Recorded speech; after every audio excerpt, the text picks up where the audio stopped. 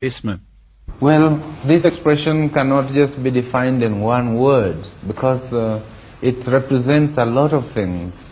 It represents, for example, our belief that in Africa, the kind of economic, social, and political institutions that make sense must find their meaning in the African setup. That any new organization which we bring up must be based on some traditional concept to life.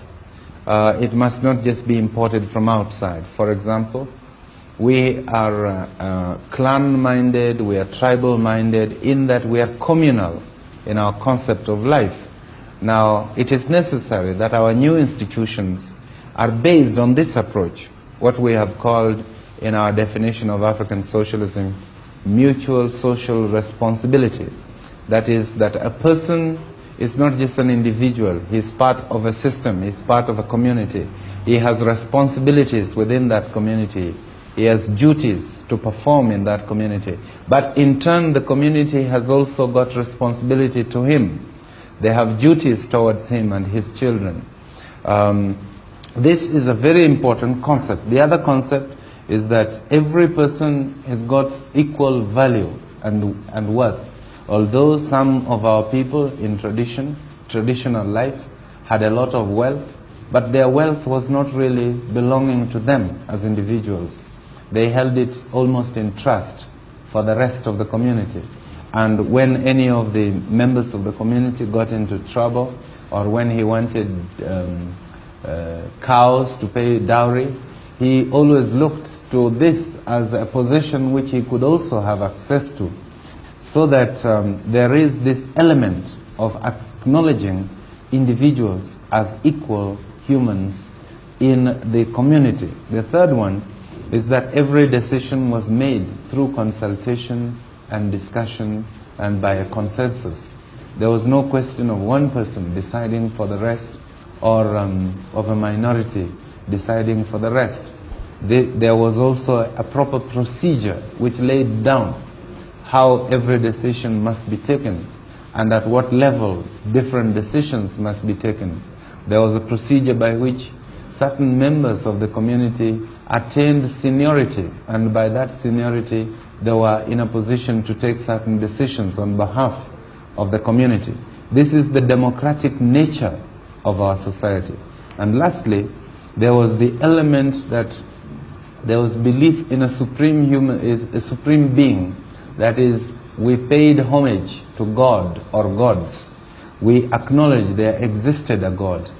We had certain religious functions, not denominational, but born in our tradition. Before we harvest, we have to do certain things to pay homage to God. Before we go to break the ground for cultivation, we pay homage to God. So that there is a distinction, for example, between what we believe in as socialists and what the communists believe in. There is a basic distinction. And the other distinction with other socialists, say the democratic socialists, the Christian socialists of Europe, and the Labour Party in Britain, is that we believe that our socialism must be founded from certain African traditions. Now, into this Kenya, countries from around the world want to help to come with their aid. And I understand that you are interested in assistance from abroad, is that right? This is true, yes. Now, what kind of aid would you be mostly interested in, Mr. Mboya? Well, there are two major problems in a developing country like ours. One is the shortage of manpower, and the second is the shortage of capital. Capital both for government activities and also for investment in the private sector. So we are interested in aid, in bringing into the country enough capital to facilitate our development. We are also interested in aid in terms of investments, those who wish to invest in the private sector. But you see, if you have capital alone and you don't have the required manpower, you cannot use the capital. And so we are always also interested that where we get capital, we should also get some technical assistance people who can help us to carry out our projects. But our long-term objective is to move away from aid so that we can concentrate on trade. Our policy is to minimize aid and expand trade as the years go by. And we are very anxious to develop trade relations with outside countries. I think mostly we want to develop trade relations with our neighboring countries within Africa, because in the final analysis, intra-African trade is more important to us than trade with foreign countries who have a very highly sophisticated economic setup. How is your thinking when you think of the slogan Africa for Africans? What role will the Europeans and the Indians play in the future Kenya? Well, I think one thing is to distinguish between what this means in terms of government.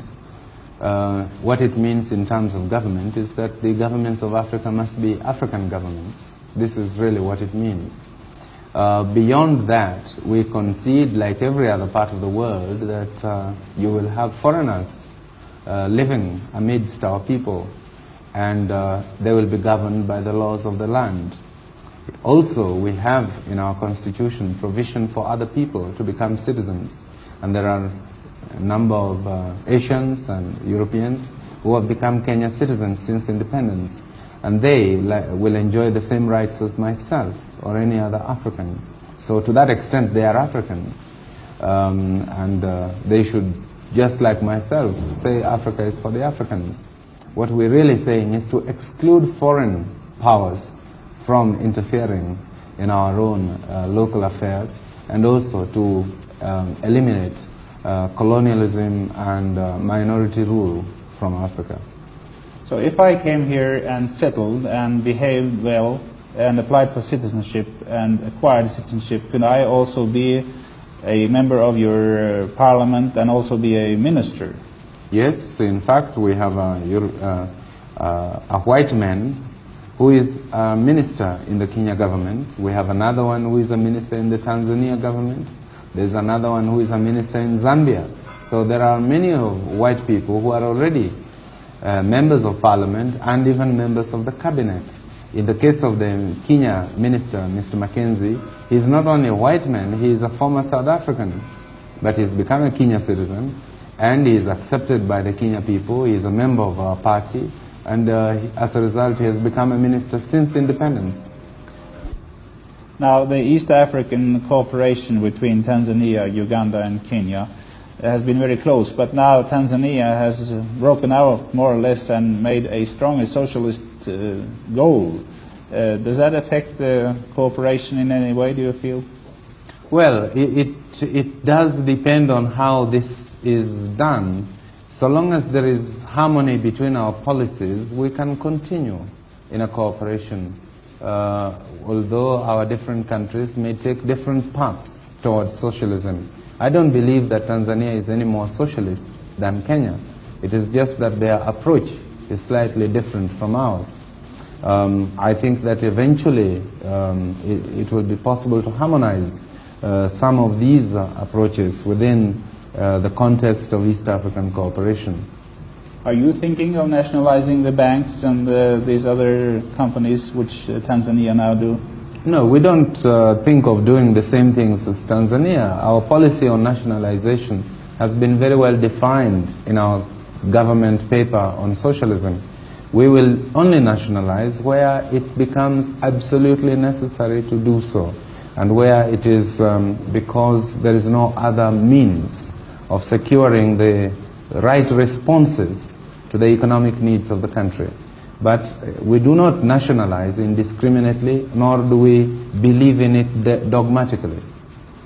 It has been said by people who know quite well the problems of the world that the underdeveloped countries become poorer and poorer and the rich countries become richer and richer, that the distance is growing larger and getting smaller. Is that true to any extent, and how should we overcome this problem, do you think? This is very true, and I have defined it very, very comprehensively in my speech at Lagos. which I have since published, showing how difficult these terms of aid, terms of loan and so on have been getting, and also the terms of trade between the developed and developing countries, and also showing how these per capita incomes in the developed countries have been going up, whereas those in the developing countries have been remaining stagnant or even reducing. So there is a definite problem, and it's a problem which must be solved. This is why I proposed that there is a need for a specific Africa development strategy, and that strategy is one intended to put Africa's development on an emergency basis and not just on a casual basis as it is today. It is one which will require that the developing countries make special contribution towards an African development fund. It is one which will require that African states themselves contribute towards a general African development program, which requires cooperation between them. This is something I could speak on for a long time, but which I have defined in a comprehensive document, now published as a Kenya government document under the title A Strategy for a Development Strategy for Africa, which you might find to be very interesting reading. In that connection, I would like to ask you, how do you look upon the development now towards a more common European market? Is that a threat, a further threat to the relation between the richer nations and the poorer nations? No, I don't think so. I think it is a logical development in Europe. I don't think there is very much of an alternative for Europe but to do this, especially with the end of colonial empires. Europe has to reorganize herself. Does this affect Africa in any way? It does, because it means that Africa also must reorganize herself to meet the new European structure, and also that we also, the European concept of the common community must bear in mind that there are other parts of the world and not just Europe, and that Europe owes those parts of the world some cooperation.